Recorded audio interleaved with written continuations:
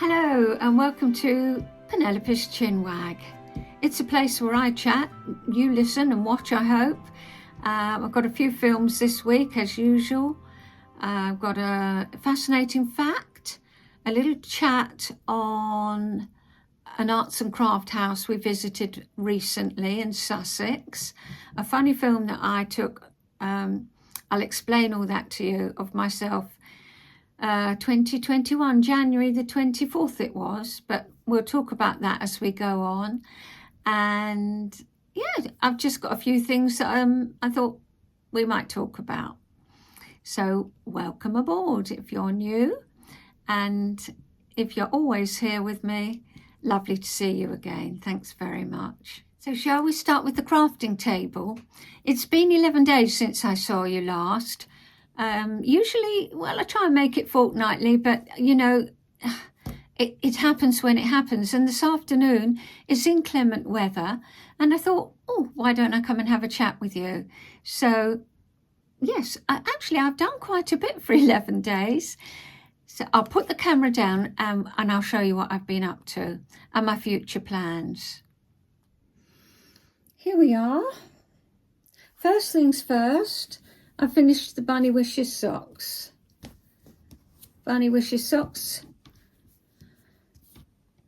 And I love them. Pete loves them. They fit him beautifully.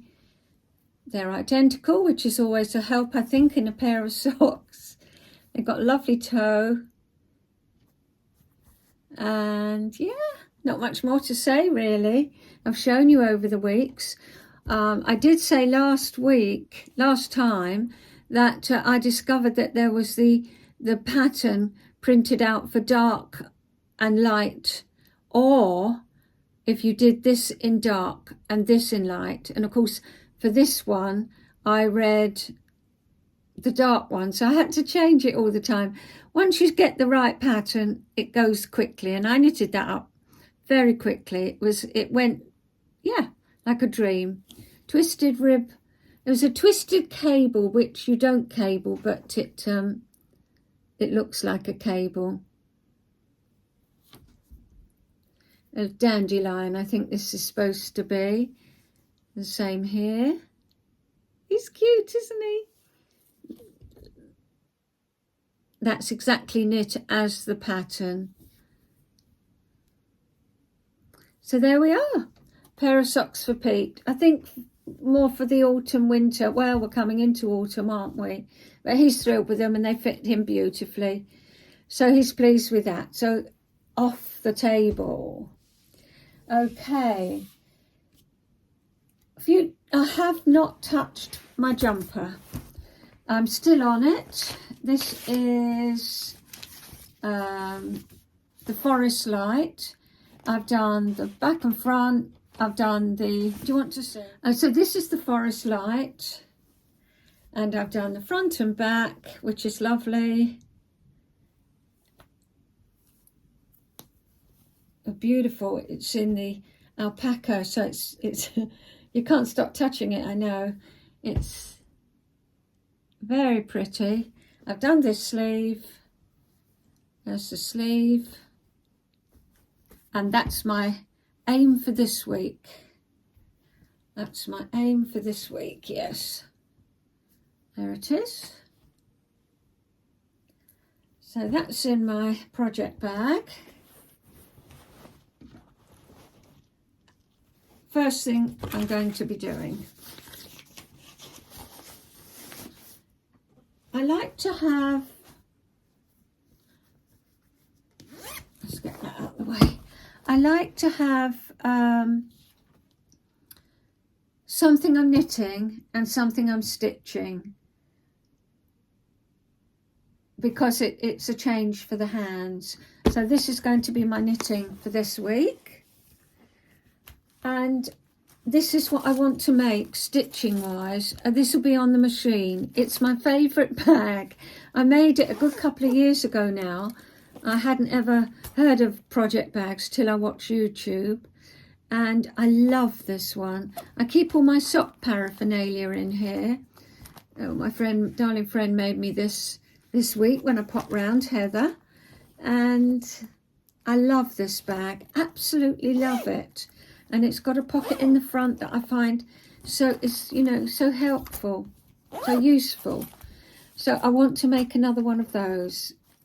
Do they call them notion bags? I think they do, but it's it's just the right size and holds a lot. So that's my next stitching project on the machine. And this is what I made on the machine this week. I wanted to make myself a new project bag, one that stood up.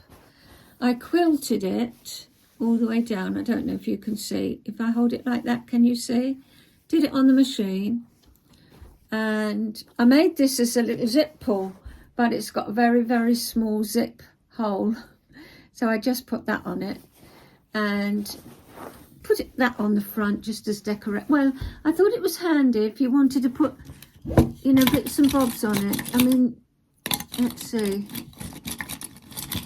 If you wanted to, you know, put while you're working, it's just somewhere to put something.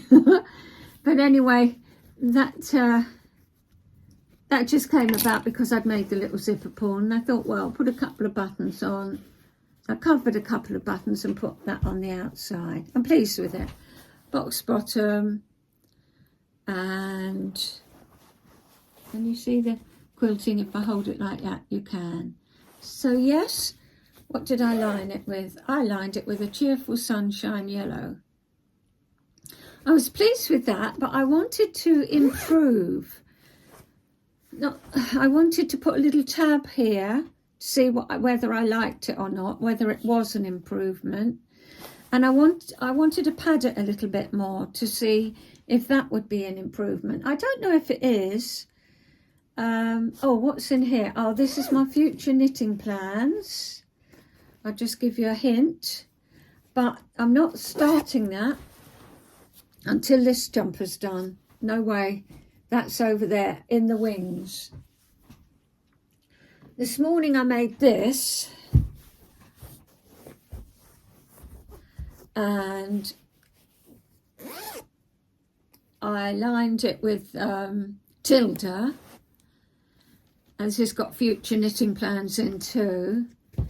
And I put in on the lining, I put you know, a Viline on the lining, and I backed this with what they call, I think it's called bump, which is what you line curtains with, because I think the wadding for quilts is quite expensive, and I know this isn't expensive. So I had this in my stash, and I thought, let's see how that goes. I did a little zip on the end like that. Can you see? A little zip end. Does it make any difference? Well, yes. So I think that might be something I do.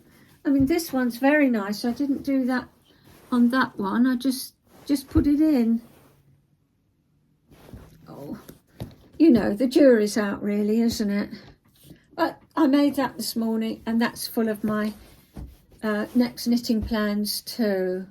I didn't do up and down quilting. I just did, you know, can you see? Just to hold it together. I didn't want to quilt all over the hairs, quite frankly. I bought this at Ali Pali a good many years ago, and it's been in my suitcase. I thought, time to get it out, time to make another project bag. So both of those are filled with knitting projects and the patterns for the future. I'm going to put those on the floor along with these and show you what I've been making. So I've made all of these now, and I've learnt a lot. I've learnt a lot. Oh, yes, this is for Mila, and she loves Frozen. So I did get a little bit of the Frozen fabric. I thought she went to see the stage show, and I thought she'd like to see it. Oh, here's a little cat. It's called an I Spy quilt because everyone is different. The fox. And it's all fabric that I had. So I had the backing as well. 3 little kittens who lost their mittens. And then I've done these.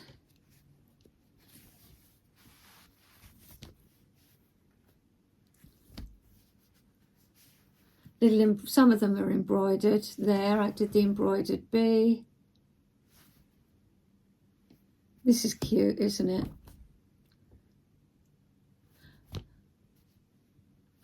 That's embroidered.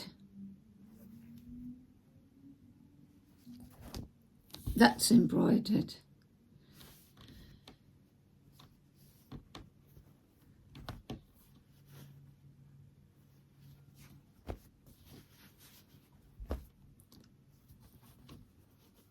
So that is the second half of the quilt I'm making. Quilt As You Go.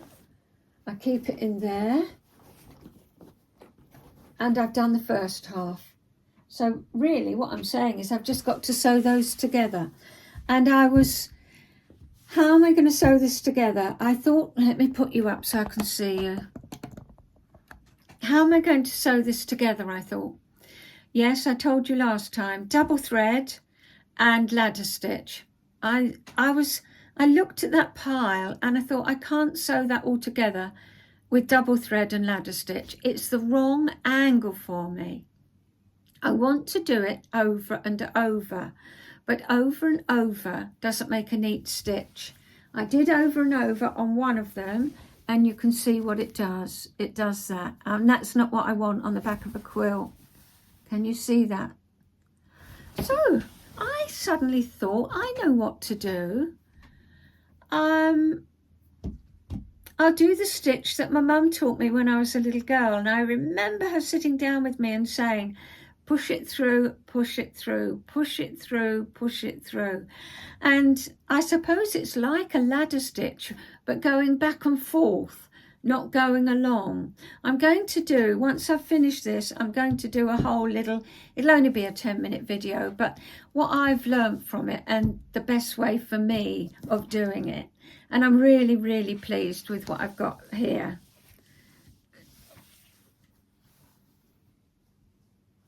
Oh, can you see? So I've done the squares going down, 1, 2, 3, and squares going down, hard to see, isn't it? And 4 across.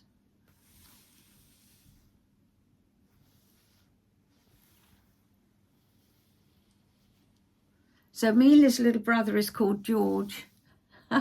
Mila started school this week, and so I'm going to say you and George are on the quilt because I think that could be Mila and George. Anyway, I sewed it. So I went round here. I found that the best way of doing the quilting bit, not doing it 1/4 of an inch in as I started to do them. Can you see that's 1/4 of an inch in? But I found it best to do it along that line here, like that. You can see that one quite nicely. That was one of my early ones, 1/4 of an inch in. It does look fine, there's nothing wrong with it, but I liked it just showing the picture off. And then on the back it's lovely because I found this lovely stitch. It looks really nice. The stitch is so neat. Can you see that? It's just so neat. There it is. Each one. And I'm happy with the way it looks now. Very happy with the way it's flat. It's together so strong. Hope you can see that if you're wanting to have a go yourself.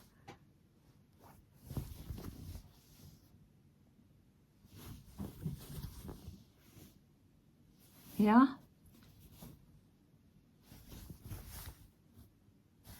So there we are. That's half of it.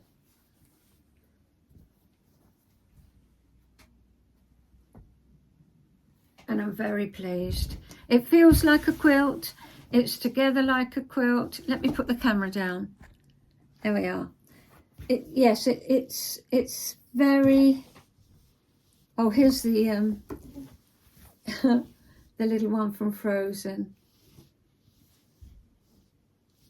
I'll take a photo. I took a photo of it all just laid down on the floor.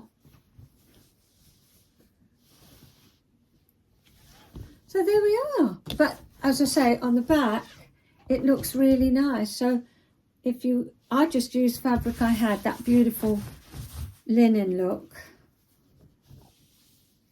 And it's come up all different. I used different colours for each one. It's quite fun, isn't it?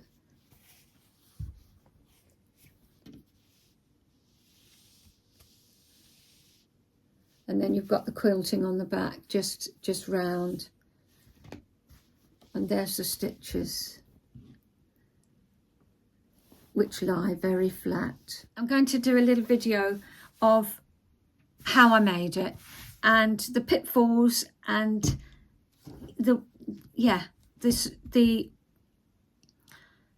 doing it this way has turned out for me to be very happy, because I won't say anymore. I've said enough. Whilst I'm making myself a drink, enjoy the walk along the beach, along the sea. The wind was blowing that day, but it was warm and it was sunny and it was lovely.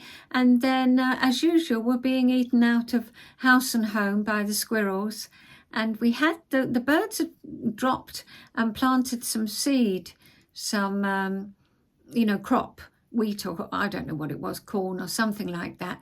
And so we left it just underneath the bird feeder, and we wondered if the birds or the squirrels would eat it. No, they waited, and then yesterday they decided it was the day to eat it.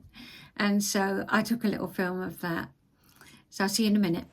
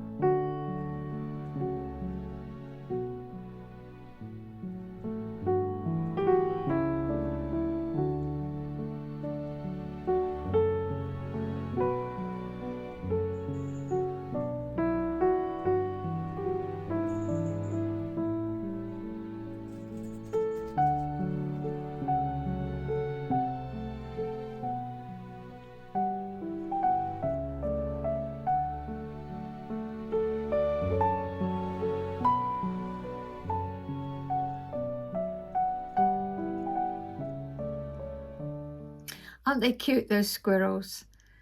They've had another litter, so the little ones are very small coming round. We love them. They're so cute. Anyway, onwards and upwards. I wanted to have a chat with you about family sayings. The sayings in our family we use all the time. I mean, all the time. And I was talking to Heather about them, not Heather who writes the poems, but Heather who lives down here with me. And she said, yes, we've got a family saying. Her little nephew, he's all grown up now, but he was sitting with his little Tommy Tippy, waiting with his little spoon, waiting for his mum to cook his fish fingers, his favourite tea, my favourite tea too. and she burnt them. So she turned them over and lightly did the other side, put them in his little dish, and then thought he wouldn't notice. But he tipped them over and said, "Burnt fish, is that it?" And so that's one of their family sayings. Oh dear, they're good, aren't they? So I was going to tell you about some of mine. Nicola, she's my daughter if you're new.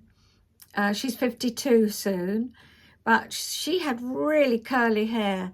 And when she was about 5, she was at school and she'd learnt about shrews.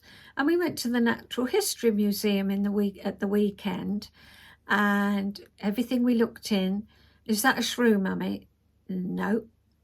"Is that a shrew, Mummy?" "No." "Shrew?" "No."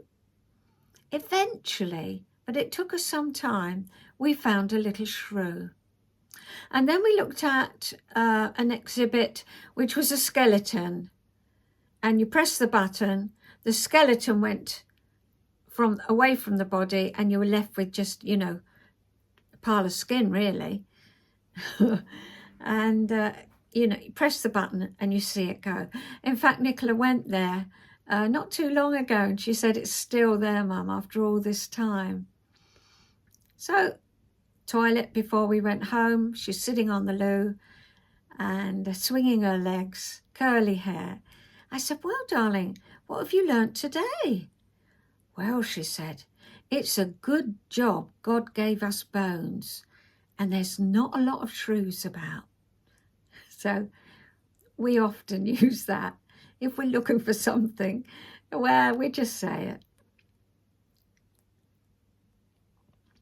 My grandson, who's now 34, he was a darling when he was little, and he was a bit like Tommy. And my 2 daughters and I would go out wherever we, were going. He was in the little chair, Babby's chair in the back. And when we drew up outside Kim's house, we'd carry on talking. We'd just chat and chat and chat. The 3 of us would never stop. We might be sitting there for half an hour after we'd arrived. And then we stopped. We drew breath. And from the back, we heard this little voice, "No, don't stop. No, don't stop." He used to slur his words. So we often say that. Another one he said was, we took him to a Michelin star restaurant way back in the day. He's 34 now. So what, we're talking, 32 years ago. He is sitting on all the cushions. And I said, "Do you like that, Nicholas?" "Nice, Nan, nice," he said. So that's something we're always saying. And he came round on his bike, his first 2-wheeler. I suppose he was about 6. No, your little wheels at the back. He came round on his bike, balaclava, big helmet. And I said to him, "Nicholas, that is fantastic. How are you doing that?" "With confidence and balance, Nan." So that's another one we often use. Confidence and balance is needed. Another one he said was, which I use in the film, "I want one, I want one." Just slurring those little words together.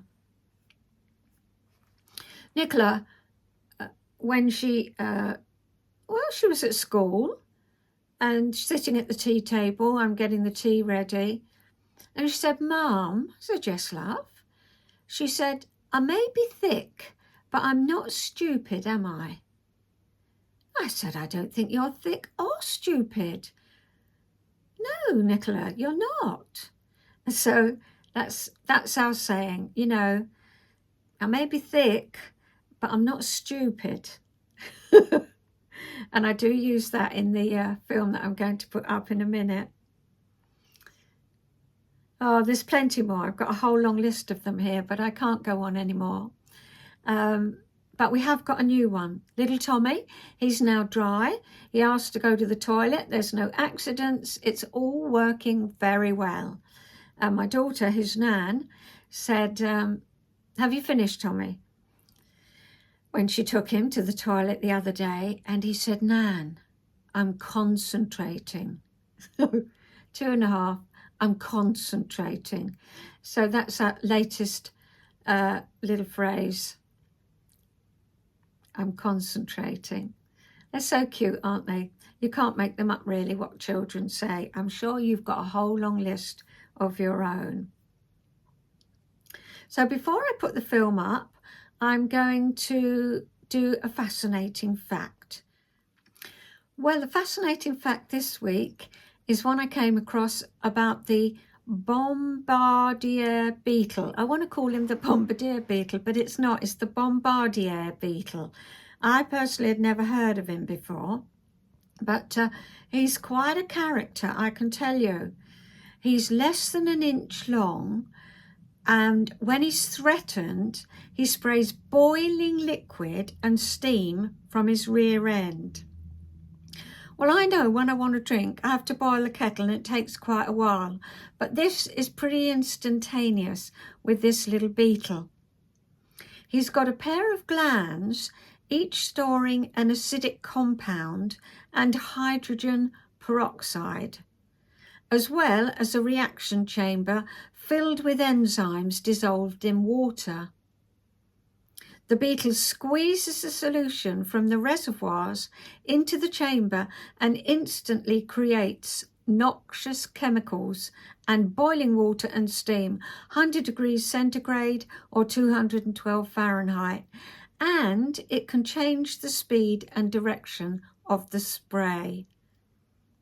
Andy McIntosh from Leeds University said, "We didn't appreciate how much we'd learn from the beetle. Such a complex system of valves, combustion and explosion. Scientists plan to develop systems for car engines, fire extinguishers and inhalers for medical uses." Wonderful, isn't it, what we can learn from a beetle less than an inch long, and his name is the Bombardier Beetle. Yeah, so if I want to boil a kettle for a cup of tea, it takes me a little while. His is instant. Perhaps I need some hydrogen peroxide. Anyway, that's my fascinating fact for this week. So I wanted to tell you how and why I started Chinwag.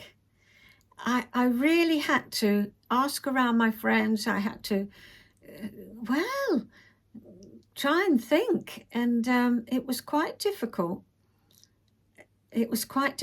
Anyway, on the 4th of February 2000, well, first of all, I went up to London the day before, on the 3rd of February 2000. I went up to London to stay with my friend, Heather, who writes the poems. If you're new here and you look back, you'll hear some of her poems. She writes such funny, brilliant poems. Anyway, that's Heather. And I went to stay with her. Her husband was away for a few days. We had a jolly good time. I mean, we went to Loop in London. But I chatted over that couple of days with Heather, and I said, I've got this idea of doing a little video for people. I've been watching YouTube, and I enjoy it. And instead of, me writing, and anyway, I don't know where this idea came from. I'm sure it was Heather's idea, but she said she thinks it was my idea, and she wholeheartedly agreed with it. Give it a go. She thought it would be brilliant. So on the 4th of February 2000, I sent my first video to Kay, my darling friend who lives in London. And it was 3 minutes long. And it was just a chat about visiting the Loop, Wall Shop, and that was it. 3 minutes long. I was coming up to retirement from my job as a counsellor for the NHS, and I was probably feeling a bit of 6s and 7s. I don't know why I fancied doing this. I know I wanted to have more of a chat. Anyway, it's a mystery, really. I was watching YouTube, so I obviously had that in my mind. Not too much YouTube, but I was just coming across it, My dad had recently died, and I was wanting to connect with my friends, all of whom I'd met back in the 70s in London. And they knew each other, and so we were all interlinked, we're a little group. Here are people I was wanting to keep in touch with, but not sit down and, I'm not very good at messaging. It's not my thing. I'm a girl of few words on the messaging front, but not few words if I'm chatting. I did a few messages by this video and told my friends what I'd been up to, and they liked it. In fact, Heather, who writes the poem, said to me, I hated it when it stopped. I really enjoyed getting those little videos. Well, then her husband, Andrew, said to me, why don't you put the videos on YouTube? Because, of course, we all had to delete them as I did them because it was bunging our phones up. I did actually start to put them on a hard drive. I don't know why, but I did. But obviously everybody else was just, getting rid of them. You couldn't keep them. So Andrew said, why don't you put them on YouTube? It would be a much simpler way of sending them. Of course it is. That's why people use YouTube, isn't it? It was a big step. It was a huge learning curve. But in May of 2000, my first YouTube film went out. It wasn't public. It was to this little group of friends that I have. And of course, lockdown had come. Lockdown came for me in the last week in March, and that was coincidentally my last week of work. And so here I am. I'm retired, brand new, hadn't long lost my dad, looking after mum, and life it was turned on its head, wasn't it, for all of us. I created a bubble with mum so that we could look after her, so that we could be together. And my YouTube career took off. Obviously not public, but for my group of friends. I did a video in the morning, video in the evening, and maybe 2 or 3 during the day. Honestly, every day. I've now got, I'll come to that in a minute, but it was the suggestion that mum did her story too. And I said to her, Mum, why don't you do this? Try it with me. And she was, knockout. She was absolutely brilliant. And she enjoyed it. So it was lovely for us, and my friends enjoyed it too. In fact, they say it was a lifeline. It really was. They look forward to these videos popping up every day. We hated that we couldn't have our hair done though. Mine wasn't too bad. I'd got the knack, of doing it, but mum's, we couldn't do a thing with it. Very, very fine hair, and she needed a perm, and she absolutely hated that she hadn't had this perm, but never mind. She, we did our best. I set her hair and all of that, but it didn't last very long. So we sheltered for a long time. We sheltered actually for a lot longer than we needed to, but yeah, that's how we felt. Mum was 94, I think, at that time, and, that's what we did anyway. So I think it was over a year after lockdown that Mum had her hair done. And as I say, mine wasn't too bad. I'd got the knack, but she needed a perm in these lockdown films for my friends. I found my devices would load 10 minutes. And over 10 minutes, it was murder. I can't remember why, but that was another catchphrase that came up. Oh, it's 10. Oh, it's 10. And so off it'd go. And then I'd press start again if I wanted to do another one. But I only ever uploaded 10. It didn't take long then to upload them. But even now, I suppose, if you do longer, it does take a lot longer to upload. So there we are. I sent them a video in the morning and evening, and they were a lifeline, as I've said. Well, then came along July 2021. And, I've said, you don't want these anymore. You're out and about a lot more. We were out and about a lot more, still just going for our walks, but, not doing too much at all. But of course, life was getting back to normal. And so Heather said, "You're not going to stop. Why don't you do something and put it out there?" I couldn't believe she'd said it. I swear it was you, Heather. Anyway, whoever it was, my grandson's wife, my granddaughter-in-law, she came up with the name. And she said to me, Nan, she said, "Have you heard of the word chinwag?" I said, "Oh, yes, it means to chat." "Oh, I haven't heard of it," she said. "Chinwag. Why don't you call it Penelope's Chinwag?" "Okay," I said. And Penelope's Chinwag was born in July 2021. But I'm going to share one of my videos that I put up for the girls. I'm going to put that up now, but it needs explaining. I'm thanking Kay for sending me a tea cozy. Pete had always wanted this particular tea cozy, and I said I'd knit it, and anyway, I never got round to it. And as a surprise, darling Kay knitted it for us. And I unwrapped the parcel. I do use a couple of family sayings in it.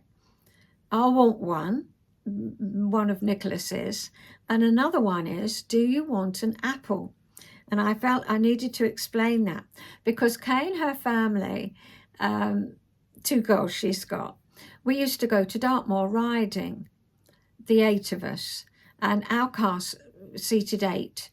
And so off we'd set, we'd go round the call for them, off we'd set. And you know what it's like with children. You know, they've only gone 10 minutes and what is there to eat? Not my children, because they know with me, they have breakfast before they go, and I take an apple each. So it's a bag of apples, and then we stop when we get there and have something to eat. It's about a 4-hour journey, I think, from London it was. Anyway, they said, "Oh, what is there to eat?" And the first time we did this, Kay has got 3 bags wedged in between her legs. She's sitting in the middle, in the back, in the first row. And she said, egg mayonnaise, cheese and pickle, salmon and cucumber ham, crisps, sweets. And I just sat open-mouthed. You know, I just said, "An apple. That's enough. That's all you need." And so I do mention that in the film. I thought I'd better explain that. Another thing, at the end, Mum was, she was so game.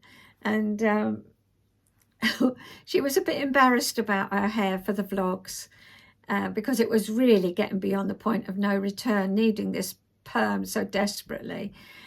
It wasn't too long after, I think, that she did get a haircut, but anyway, we were trying to cover her hair up, so you'll see that. I do put that up as a warning that Mum comes up. And the other thing that I do say is that what are the odds? You know how we say, what are the odds against that? And I do say, what are the odds? And that's about buying more fabric and more wool. And so that will make sense there. And I say that Mum feels guilty about the weather.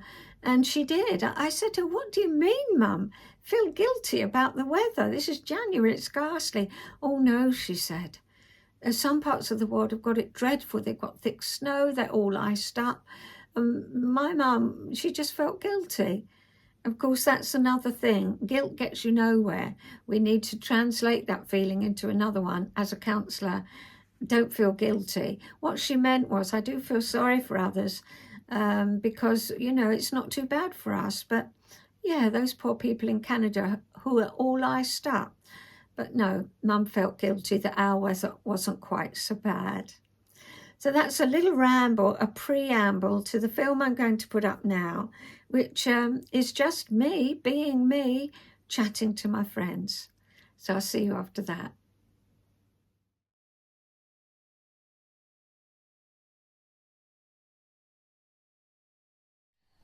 It's so mega exciting. I opened it with Pete. I'll put that little bit of film up because guess what was in the box as well? Dear Auntie Kay, she thinks of everything. Not like me. Do you want an apple? That's it. Oh no, what would you like? I'll do it for you. I'll get it for you. Now look, this is so soft and squishy. This is... Wait a minute, I'm going to have to put it on my notes. Oh, I mean, it's so thick. That's because you knit it like that. I mean, talk about warm. It's fantastic because it's the right size. Do you know what? I might... that will keep the tea hot all day. Perfection. Right? And then it sits in its own nest to keep it. I mean, this tea, I'll be able to make a pot on Monday and it'll be still all right. Look, there it is. Just to say, I cannot believe I'm sending a half-made present. Had a shocker of a week. Listen to this, girls. She put a microwavable meal in the microwave. So far, so good. But she misread it. Of course, she's used to cooking from scratch in the oven. How long would you cook that meal in the oven? 40 minutes? So that's what she did. She can't believe she was so stupid. It's just, you know, we won't use words like thick and stupid, Kay. Not allowed. Don't get me started on that again. That nearly caught it alight. Well, 40 minutes in the micro would, wouldn't it? The smell was shocking. Plastic, etc. Smoke billowing out of the packet. The smell's been in the flat now for over a week. Which is why, not only did I get that, beautiful, oh, it's so gorgeous, I love it, it's my halo. Oh, I want one. That's it. The smell's been in the flat for over a week now. She's only telling me because I have put the lavender bag, look, how pretty is that, in the box in case the wall smells of smoke. Well, it certainly doesn't. I feel like, you know who I feel like? You've got it, haven't you? You know, America. Oh, I've forgotten her name now, but she stands there as you reach it, you know. No, I won't come. It's great for going out. It's great for having a cup of tea. It's great for just feeling that little bit different. You know I love things on my head. Mila does too, doesn't she? No more cards left. I'm getting so dopey. Join the club. No, we don't have thick, dopey or stupid. What could we use instead? We can have forgetful, because I can't think of, you know. I want to say Leaning Tower of Pisa, but she's not called that. I'll have to ask Pete in a minute.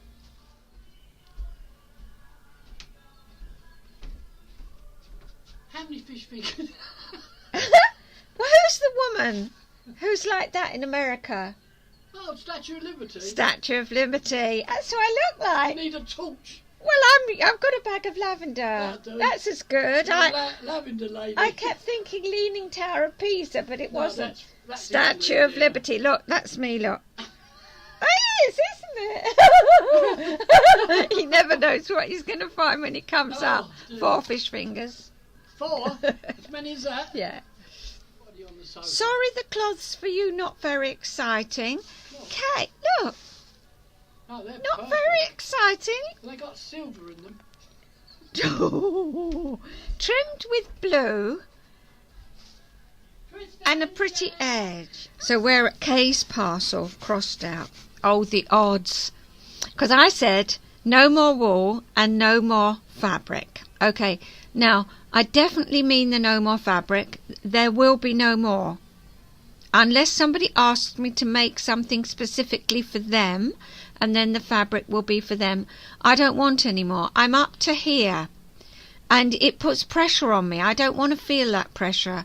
I want to use what I've got, because after all, what I've got is beautiful, and that's where I am with that. So no more fabric. Now, I'm not quite at the no more wall yet. Right, Mum feeling guilty about the weather.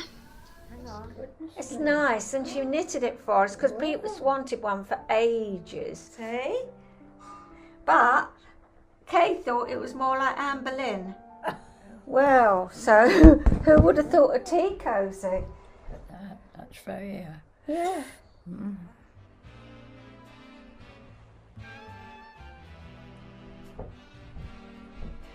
That's pretty, Mum. It gives a little bit Yes, of something, doesn't yes. it? Yes. Gives you a bit of height. That's what you need, you Yeah. see. So I think we'll do Yes. the vlog in that. So that was one of my videos that I put up that, as I say, one of the 1600 that I've got. We did have a laugh together, and yeah, it got us through lockdown. Crazy times, weren't they? So I'm going to end with a little film of Standen, which is an arts and crafts house that we visited in Sussex a few weeks ago. And in 1892, James and Margaret Beetle, they started building the house in the Sussex countryside near East Grinstead. And James was a wealthy London solicitor. In fact, he owned the house that the Beckhams live in now. They did live there, but they built this house. They didn't want it for entertaining. They wanted it for going to at the weekends, having family and close friends to visit. So it's a very comfortable, homely house. It's not an ostentatious house. The architect was Philip Webb, and he was a key figure in the arts and crafts, and his friend happened to be William Morris. And so, yeah, of course, it's full of William Morris wallpapers and furnishings, soft furnishings. Standen is actually Margaret Beetle, the mum, vision of an artistic home, comfortable rather than luxurious, high quality but not ostentatious. She planned the decorating and the furnishings, and she's got books where she's got it all written. Everything is itemised, and so it was brilliant for the National Trust when they got it, because they could check everything. She was a passionate gardener, and she really spent her life doing the garden. You know, it is beautiful. She had such artistic ideas. So for nearly 80 years, Standen was in the Beetle family. And when they moved there, actually, the children were between 6 and 21. I start off with a photo of them. Margaret died in 1936, and two of her daughters took over, and they lived there, Maggie and Helen. And then Helen in 1971, she was 80. She decided to bequeath Standen to the National Trust. As I said, it wasn't keen on taking it. It liked older properties. It was the National Trust. But of course, aren't we glad? And aren't they glad too that they took it on? And, you know, it's pristine, really. They didn't have to do too much to it. It's a beautifully preserved arts and craft family home. During the war, it accommodated medical officers from the Queen Victoria Hospital, and it also sheltered their friends who were bombed out in London, and family and friends, yeah. And the garden was largely turned over to growing food, as most gardens were then. The fruit trees were really old. They were all propped up with these props, you know. It was amazing. My favourite room was the morning room. It was secluded from the rest of the house. It had east and south facing windows for the morning sun, and it was the women's comfortable retreat. And as you walked in, you could really feel that, it was just a beautiful, beautiful atmosphere in there. They read, they talked, they did their embroidery, but instead of wallpaper, from the picture rail, which was quite a high picture rail, they had curtaining hanging. And so that really deadened the sound in the room. It gave it this lovely atmosphere. Of course, I wanted to come straight home and do it in my lounge. No more wallpaper. We want fabric going round. You'll see that. That's the last I end up with that photograph. It's really lovely. Very calm and quiet, and the sound was totally dampened down. You could imagine sitting there doing your embroidery, doing your daily chores, you know, paying the bills, keeping up. She kept books of everything that she ever bought for the house, which still exists today. I do name a tree in the garden, a glory tree, because we have one just outside our kitchen window and I've never been able to find the name of it. I asked the gardener there.